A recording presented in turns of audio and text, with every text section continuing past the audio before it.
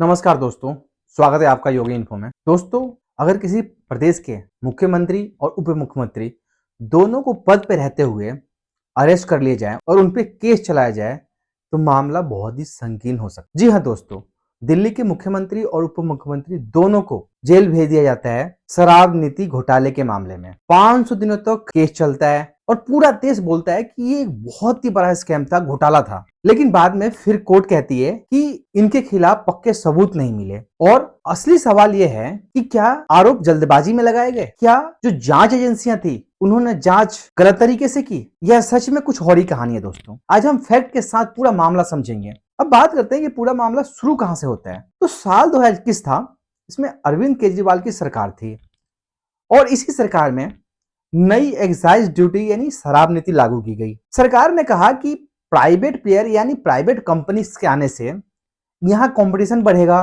Revenue बढ़ेगा और साथ ही साथ करप्शन कम होगा। मतलब अगर हम सिंपल लैंग्वेज में समझें तो सरकार सीधे शराब नहीं बेचेगी, मतलब प्राइवेट कंपनीज बेचेंगी शराब। लेकिन 2022 में दिल्ली के एलजी ने इस पॉलिसी की जांच के आदेश दे दिए हैं। उन्हें लगा कि शराब नीति में बहुत बड़े स्तर पे घोटाले किए गए हैं और जिसके कारण एलजी ने सीबीआई जांच की सिफारिश कर दी। उसके बाद सीबीआई ने अपनी केस आगे बढ़ाई और उसके बाद इसमें ईडी भी शामिल हो जाती है और ईडी भी अपने एंगल से इसकी जांच शुरू कर देती है। दोस्तों, इसमें आरोप क्या था? बहुत ही आसान भाषा में समझें तो आरोप था कि लाइसेंस में लगभग 144 करोड़ से ज्यादा की छूट दी गई।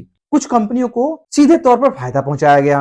बियर की बोतल जो कि इंसान आमतौर पर यूज कर लेता है, जिसपे 50 रुपए इंपोर्ट ड्यूटी घटा दी गई। पॉलिसी में बदलाव बिना अप्रूवल के किए गए। सरकार को कथित रूप से हजारों करोड़ का नुकसान हुआ। दोस्तों, बाद में सीएजी रिपोर्ट में भी लगभग 2000 करोड़ से ज्यादा के संभावित नुकसान की बात की गई थी। ये सारी चीज चली रही थी। उसके बाद 2023 का वक्त आता है। फरवरी 2023 में मनीष सिसोदिया को गिरफ्तार कर लिया जाता है। मनीष सिसोदिया लगभग 530 दिन जेल में रहते हैं और बाद में सुप्रीम कोर्ट से उन्हें जमानत मिल जाती है। मार्च 2024 में अरविंद केजरीवाल को भी गिरफ्तार कर लिया जाता है। केजरीवाल को ईडी केस में बेल तो मिला, लेकिन तत्पश्चात फिर सीबीआई ने दोबारा उनको गिरफ्तार कर लिया। यहाँ बड़ा सवाल उठता है कि क्या ये लीगल प्रोसेस था या पॉलिटिकल प्रेशर? दोस्तों, बात करते हैं कि अब कोर्ट ने क्या कहा है। सबसे बड़ा सवाल है, राउज रेवेन्यू कोर्ट ने कहा है कि सीबीआई प्राइम फेस यानी पहली नजर में मामला साबित नहीं कर पाई, कोई ठोस सबूत नहीं दे पाई। सीबीआई के चार्जशीट में बहुत खामियां थी। कोर्ट के अनुसार चार्जशीट सही से फाइल नहीं की गई थी, गवाहों से आरोप साबित नहीं हुए। इस केजरीवाल को इस केस में जोड़ने के लिए पर्याप्त और ठोस सबूत बिल्कुल भी नहीं थे सीबीआई और ईडी के पास। मतलब दोस्तों, आरोप थे लेकिन कोर्ट में वो आरोप टिक नहीं पाए। इसे आम आदमी ऐसे समझे कि मान लीजिए कि आप एक शॉप चलाते हैं, कोई कह दे कि आपने टैक्स चोरी की है, आपको अरेस्ट कर लिया जाता है, मीडिया में नाम खराब होता है, लेकिन बाद में कोर्ट बोलती है कि सबूत नहीं है आपके खिलाफ और कोर्ट आपको बेगुनाह घोषित कर देती है। तब तक डैमेज हो चुका होता है, यानी आपकी बदनामी हो चुकी होती है। यही बात राजनीति में भी बड़ी हो जाती है दोस्तों। अब हम इसको पॉलिटिकल एंगल से समझते हैं। भारतीय जनता पार्टी यानी बीजेपी ने इसे बहुत ही बड़ा घोटाला बताया था। आम आदमी पार्टी ने इसे एजेंसियों का मिसयूज कहा था उस वक्त। अब कोर्ट के फैसले के बाद दोनों अपनी अपनी बातें रख रहे हैं। आम आदमी पार्टी कह रही है कि ये सच्चाई की जीत है, ये इंसाफ की जीत है, ये कानून की जीत है। और बीजेपी कह रही है कि ये एक केस राउस रेवेन्यू कोर्ट में चल रहा था और उस कोर्ट का फैसला आया है